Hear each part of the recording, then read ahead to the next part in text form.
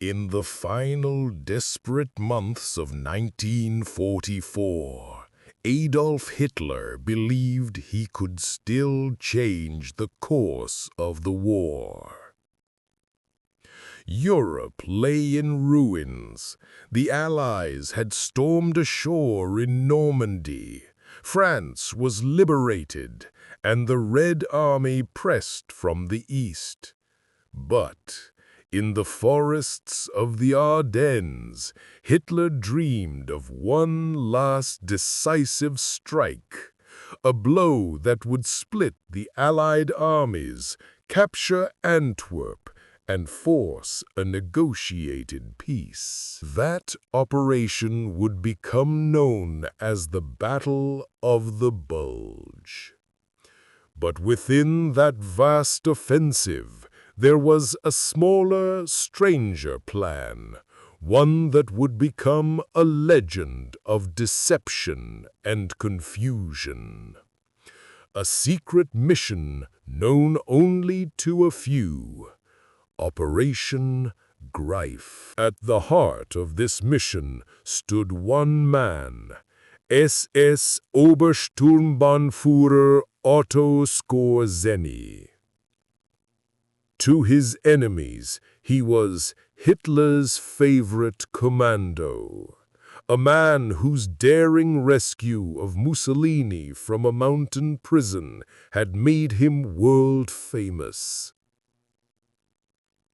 To his own troops, he was a ruthless but charismatic leader, fearless, ambitious, and absolutely loyal to the Führer. When Hitler summoned Skorzeny in October 1944, the dictator's eyes burned with cold determination. He said, "Skorzeny, I have a special task for you.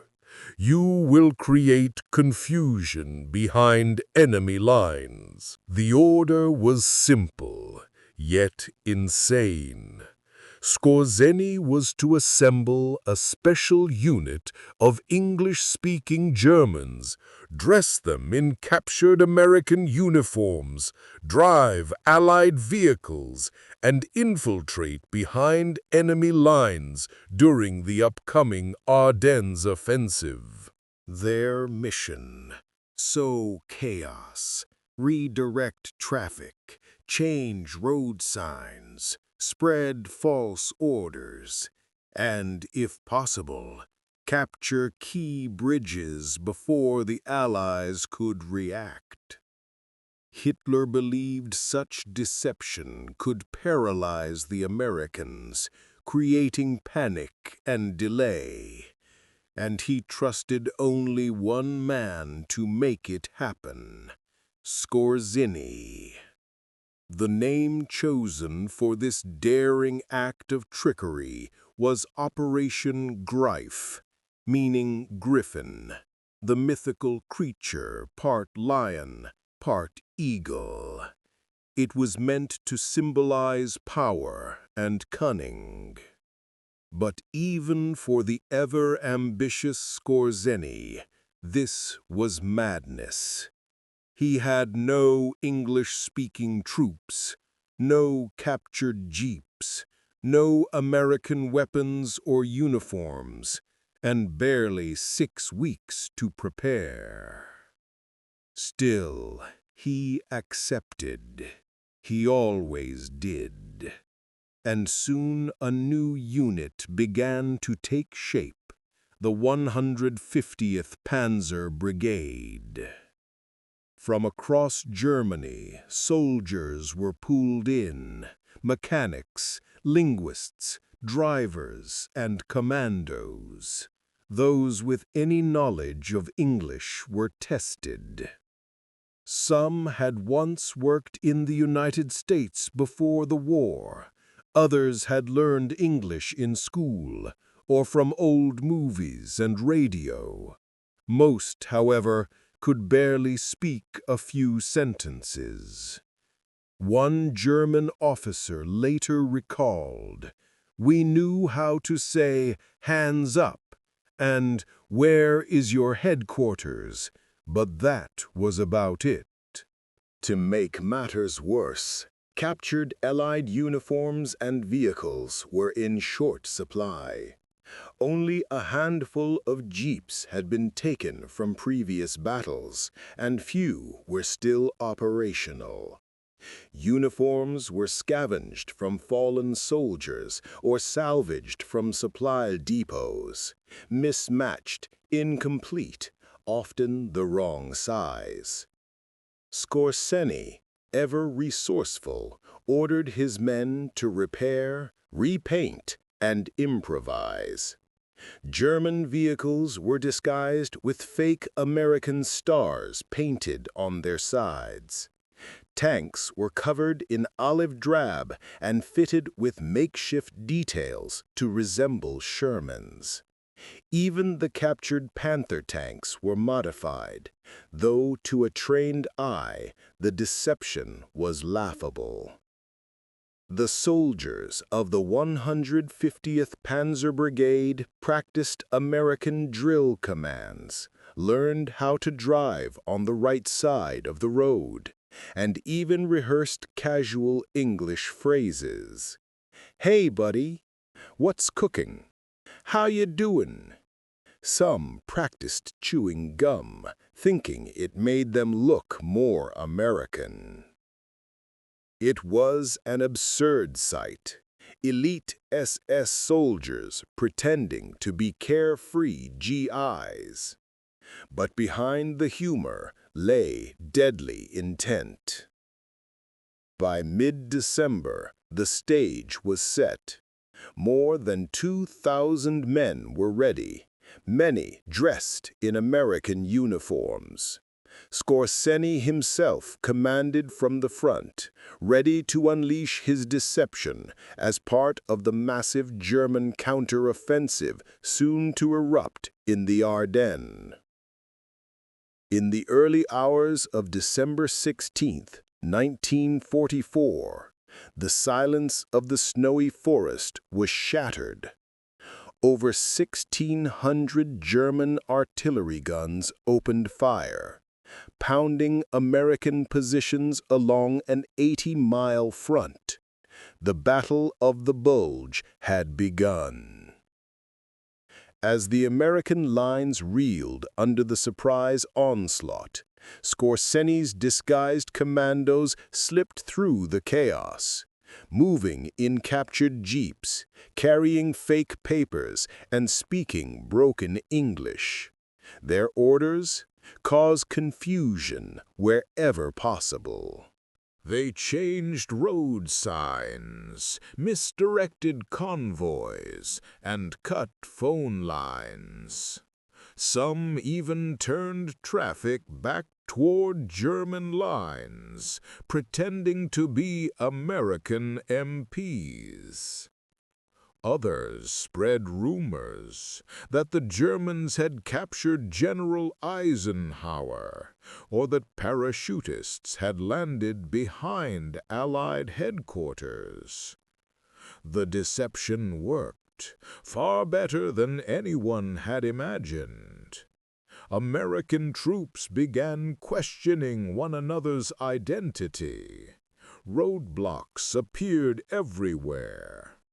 Anyone who mispronounced a baseball player's name or got a state capital wrong risked being detained. One soldier later joked, "I was more scared of my own checkpoints than of the Germans." But as the days passed, the operation began to falter. Few of Skorzeny's men actually made it deep behind Allied lines. Many were captured early, their accents, poor English, or suspicious behavior giving them away. One patrol was stopped by American soldiers when they mistakenly drove on the wrong side of the road. Another group was caught when an officer noticed a Jeep serial number was painted in the wrong font. By December 23rd, the ruse had run its course. Most of the disguised commandos were either dead or captured. Under interrogation, they confessed their mission, spreading paranoia across the Allied front. Rumors flew that Germans disguised as U.S. officers had infiltrated command posts, that bridges were booby-trapped, and that assassins were after General Eisenhower himself. The Supreme Allied Commander was placed under heavy guard, movement restricted, and passwords changed repeatedly. Across the front, hundreds of soldiers were detained, some even shot simply for answering questions incorrectly. Operation Greif had achieved one of its main goals: confusion. But strategically, it had failed. The 150th Panzer Brigade had been too small, too untrained, and too poorly equipped to make a real difference. Still, it had left behind an unforgettable legend. The confusion spread like wildfire across the Allied lines. In just a few days, paranoia became the new enemy. American soldiers stopped one another at checkpoints, demanding to know who won the World Series or the name of the capital of Illinois. One soldier, nervous and trembling, shot a comrade by mistake after mishearing his answer.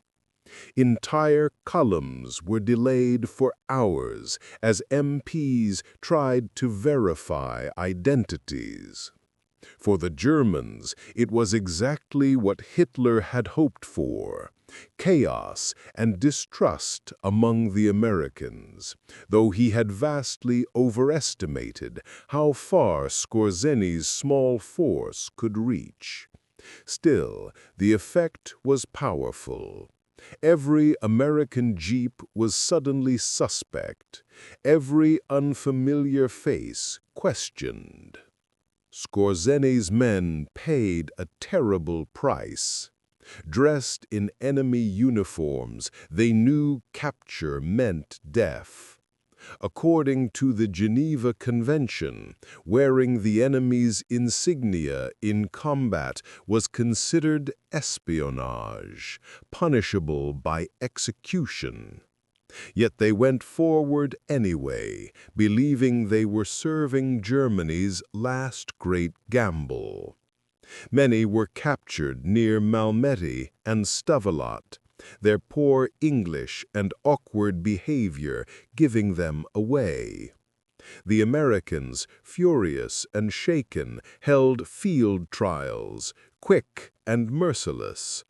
Several of Skorzeny's commandos were executed by firing squad. They died in borrowed uniforms, without glory, without even their own names. Skorzeny himself, meanwhile, was reassigned from infiltration to direct combat. As the German advance stalled and the Allies regrouped, he led the 150th Panzer Brigade in a frontal assault near Malmedy, hoping to seize a vital bridge at Omblevy. But the operation was doomed. American artillery zeroed in. Tanks roared, and the disguised panzers were blown apart one by one. By Christmas, the grand deception had crumbled into retreat. The snow-covered roads were littered with burned-out vehicles, scattered papers, and abandoned uniforms. What had begun as a bold trick ended as another failed gamble in a war already lost. Yet for Skorzeny, the story was far from over. In the chaos of the collapsing front, he managed to pull back his surviving men and return to Germany. When the war finally ended in May 1945, the man once hailed as the most dangerous man in Europe surrendered to American forces near Salzburg. He expected imprisonment, perhaps even death, but what followed became one of the most controversial trials of the post-war years. At Nuremberg, Skorzeny was charged with war crimes for ordering his men to fight in enemy uniforms. The prosecution argued that his deception violated every rule of civilized warfare. But the defense countered that Allied forces had used similar tactics, notably in the D-Day landings, when some commandos wore German gear for infiltration. Witnesses, including former Allied officers, testified that the use of enemy clothing for reconnaissance or surprise was not uncommon. In the end, the tribunal acquitted Skorzeny. He was released in 1948, still defiant, still proud of his record. After the war, Otto Skorzeny became a figure of myth and rumor. Some said he worked for Western intelligence. Others claimed he helped Nazi fugitives escape to Spain and South America. In Madrid, he lived comfortably, surrounded by veterans and sympathizers, telling stories of daring raids and impossible missions. Operation Greif, he said, had been misunderstood. "We never intended to fight in American uniforms," he insisted, "only to move in them, to deceive and confuse." But even decades later, the shadow of that winter deception never left him. For the soldiers who lived through it, Operation Greif remained one of the strangest chapters of the war. American veterans remembered the fear of not knowing who to trust, the constant suspicion that the man at the next checkpoint might be the enemy. German veterans recalled the grim irony of dying while dressed as those they fought. One surviving commando, interviewed years later, said quietly, "It was madness. We didn't look like heroes, only ghosts wearing other men's skins." In the grand history of the Battle of the Bulge, Operation Greif changed nothing on the battlefield. The German offensive failed, the Allies pushed back, and the war rolled inevitably toward Berlin. Yet, in the fog of that December, Skorzeny's deception briefly blurred the line between courage and cunning, between soldier and spy. It showed how even at the edge of defeat, desperation could drive men to gamble everything on illusion. Today, the story of Operation Greif stands as a testament to the extremes of human imagination in war. It was bold, reckless, and deeply human. A final desperate act by a collapsing empire trying to rewrite the rules of battle. And in the silence of the Ardennes, beneath the same forests where it all began, the ghosts of those impostor soldiers still linger, wearing the uniforms of the men they once sought to deceive. The war would end within months. Hitler's Reich would burn. But the memory of Operation Greif, of Germans posing as Americans, of confusion and betrayal in the frozen woods, would echo long after the guns fell silent. War is not just fought with bullets and bombs. Sometimes it's fought with lies. And in December 1944, Otto Skorzeny proved that even lies can kill. This was Operation Greif. History remembers Operation Greif, not for its victories, but for the questions it raised. Questions about honor, deception, and the strange theater of war. In those cold December woods, the lines between right and wrong, friend and foe blurred, until no one could tell them apart. Soldiers looked into one another's eyes and wondered, "Are you really who you say you are?" That, perhaps, was the true power of Skorzeny's plan, not the few bridges he tried to seize, but the doubt he planted in every heart.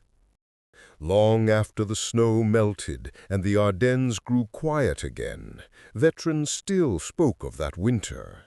They remembered the frostbite, the hunger, the sudden shots in the dark, but above all, the confusion. "We were fighting shadows," one American sergeant said years later, "shadows wearing our own uniforms." For him, it was more than a battle. It was a lesson that war itself is the greatest deceiver of all. Otto Skorzeny lived out his remaining years in comfort, far from the ruins he helped create. He wrote books, gave interviews, and shaped his own legend.